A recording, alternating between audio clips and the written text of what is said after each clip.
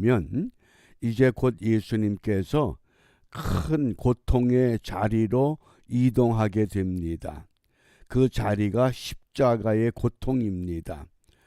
그럼에도 불구하고 제자들은 예수님이 어떤 상황에 있는지조차 예견하지 못합니다. 그게 제자들의 모습이요, 또 이 시대를 살아가는 그리스도인들의 신앙의 모습이기도 합니다. 지금이 도대체 어떤 시대냐? 예수님은 지금 어떤 위치에 놓여 있느냐? 우리가 이것을 생각하면서 이제 본문을 읽어보도록 하겠습니다. 24절, 25절, 또 저희 사이에 그중 누가 크냐 하는 다툼이 난지라. 지금 어떤 상황입니까? 예수님께서 유월절 식사가 끝나면 곧 로마 군병들에게 이제 붙잡혀서 십자가의 고통을 향해서 가는 그런 여정에 있습니다. 스승은 지금 죽느냐 사느냐, 이 갈래길에서 심각한 고통 가운데 번민하고 있는데, 제자들은 머지않아 우리 스승님이 메시아 나라의 왕이 되면 누가 더 높은 자리에 앉을 수 있을까? 세상 욕심, 영적인 것보다는 세속적인 것에 관심이 더 많습니다. 우리는 다르다고 분명하게 고백할 수 있겠습니까? 내가 예수를 믿기 때문에 남들보다 더 건강해야 되고, 남들보다 더 잘 살아야 되고, 남들보다 더 형통한 길을 걸어야 된다. 이런 생각은 없었습니까? 우리도 비슷한 과정에 속해 있는 줄 압니다. 그러자 예수님께서 말씀하십니다. 예수께서 이르시되 이방인의 임금들은 저희를 주관하며 그 집권자들은 은인이라 칭함을 받는다. 이방인의 임금들, 집권자들 같은 의미입니다. 근데 그들은 주관한다, 다스리기를 좋아합니다. 지배하기를 좋아합니다. 그러면서 어떤 호칭을 듣고자 하느냐? 은인이다. 은인은 뭡니까? 나에게 도움을 주고 심지어 생명을 구해준 사람을 우리가 은인 그럽니다. 그러니까 세상의 권력자들은 사람들에게 아주 지극히 작은 혜택을 주고 지극히 작은 도움을 주고 엄청난 칭호를 듣기를 좋아한다, 그 뜻입니다. 그게 세속적인 겁니다. 우리가 주님의 일을 한다고 하면서도 세속적으로 조그만 것 하나 해놓곤 영적으로 마치 큰 것을 이루어 놓은 것 같은 착각 속에 살아갈 수 있다고 하는 깨우침입니다. 그 다음 말씀입니다. 26절 말씀 보면 너희는 그렇지 않을지니, 세상 사람들은 그렇게 생각하고 그런 길을 갈지라도 너희는 그렇지 않을지니 너희 중에 큰 자는 젊은 자와 같고 두목은 섬기는 자와 같을지니라. 여기 큰 자는 두목과 일맥상통합니다. 근데 큰 자는 섬기는 자가 돼야 된다. 그런데 섬기는 자로 표현하지 않고 큰 자는 젊은 자와 같다. 큰 자가 어떤 사람입니까? 자리가 높고 재물이 많고 학식이 많고 누구보다 건강하고 그다 세속적인 가치를 지닌 사람을 상징합니다. 그런데 예수님께서 하신 말씀은 큰 자는 젊은 자와 같다. 젊은 사람의 반대가 뭡니까? 노약자입니다. 힘이 딸리는 사람입니다. 그런데 여기서 예수님께서 큰 자가 젊은 자와 같다. 젊은 자는 다른 말로 말하면 섬기는 자와 같다. 좀 더 구체적으로 설명하면 젊은 사람은 해야 할 일이 많은 사람이다. 따라서 큰 자는 해야 할 일이 많다. 어떤 일? 섬겨야 할 일이 많다, 그 뜻입니다. 이게 예수님의 특이한 가르침의 방법이었습니다. 어떤 반어법적인 이런 깨우침을 통해서 큰 자가 젊은 자와 같다. 큰 자는 해야 할 일이 많아. 근데 그 일이 무슨 일이야? 섬기는 일이야. 그게 큰 사람이다. 그런 뜻입니다. 그 다음 말씀입니다. 그러면서 이제 구체적으로 말씀합니다. 앉아서 먹는 자가 크냐, 섬기는 자가 크냐. 그 당연히 앉아 먹는 자가 아니냐. 그러나 나는 섬기는 자로 너희 중에 있노라.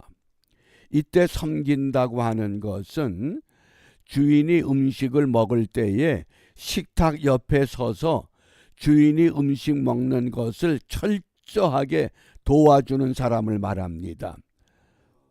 반찬이 부족하다. 얼른 반찬 가져와야 됩니다. 물이 부족하다. 물을 갖다 드려야 됩니다. 그게 섬기는 자입니다. 철저하게 시중드는 사람, 그것을 섬기는 자라고 주님께서 말씀하셨습니다. 그러면 이 섬기는 자들은 어떤 모습인가?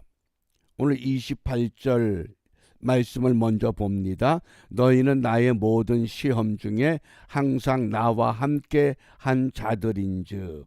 예? 무슨 말씀입니까? 공생의 3년 동안 예수님께서 온갖 일을 겪으면서 너희들이 나와 함께 했지 않느냐? 나로부터 보고 들은 것이 있지 않느냐? 그러니 너희들은 비록 이 세상에 남아 있을지라도 세속적인 가치, 세속적인 흐름에 편승하지 말고 나와 같은 길을 가라. 어떤 길? 섬기는 길을 가라. 그러면 내 아버지께서 나라를 내게 맡기신 것 같이 나도 너희에게 맡길 것이다. 하나님의 나라를 맡을 사람은 누구냐? 큰 자가 아니다. 예? 섬기는 자가 되어야 한다. 그 마음이 진심으로 사람을 위할 줄 알고 사람을 생각할 줄 아는 그런 마음 가진 자만이 섬기는 자의 자격이 있고, 그런 자만이 하나님 나라에서 일을 얻게 될 것이라고 말씀합니다. 그러므로 너희로 내 나라에 있어 세상에서 내 상에서 먹고 마시며 또는 보좌에 앉아 이스라엘 12지파를 다스리게 하려 하노라. 궁극적인 목적은 마지막에 다스림의 권세를 받을 수 있는 그런 사람은 어떤 사람이냐? 세상에서 큰 자가 되기를 원하고 앉아서 먹기를 원하는 그런 자리가 아니라 섬기는 자다. 그러니까 예수님께서 본인을 어떻게 소개하셨습니까? 그 유명한 마태복음 20장 28절 기억하시지요? 인자가 온 것은 섬김을 받으려 함이 아니라 도리어 섬기려 하고 자기 목숨을 많은 사람의 대속물로 주려 함이다. 예수님이 이 땅에 오신 목적,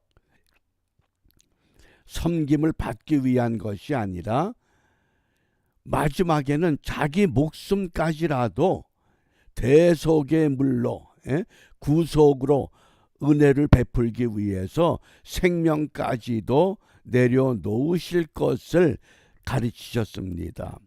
우리가 예수님을 믿을 때 어떤 예수님을 믿습니까? 메시아 왕국의 왕이 된 예수님입니까? 아니면 메시아 왕국의 왕이 되기 위해서 이 땅에서 낮추시고 죽으시고 완전히 헌신하신 예수님을 믿고 있습니까? 그러므로 오늘 우리 기도가 섬김의 즐거움을 되찾아야 합니다.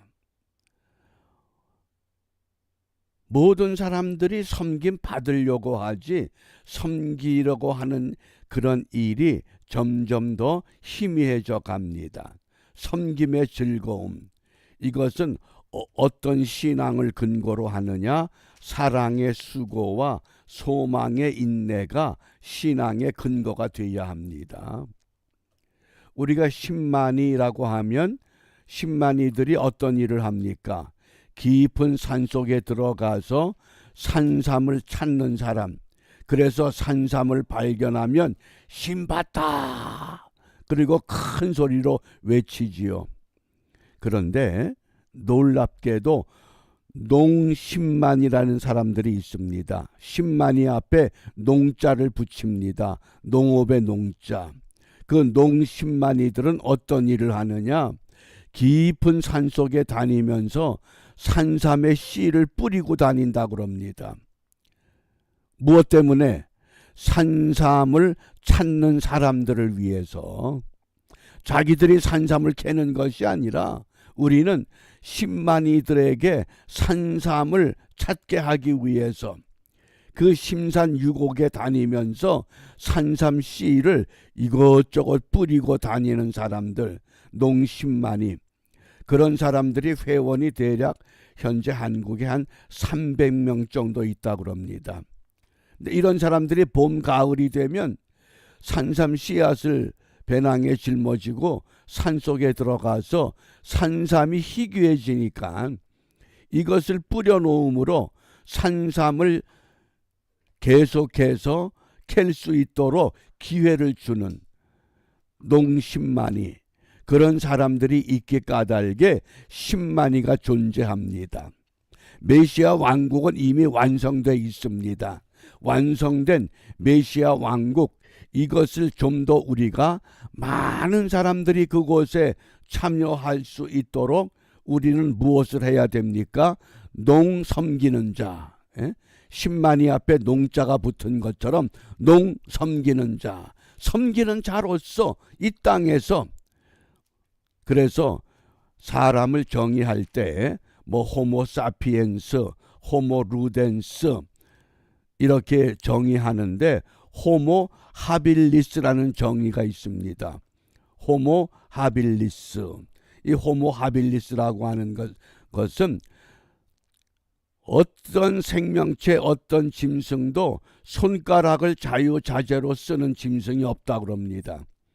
그런데 유독 사람만은 손가락 5개, 5개, 10개를 자기 마음대로 사용할 수 있는 놀라운 재간이 있다. 그래서 호모 하빌리스는 손을 쓰는 사람을 말합니다.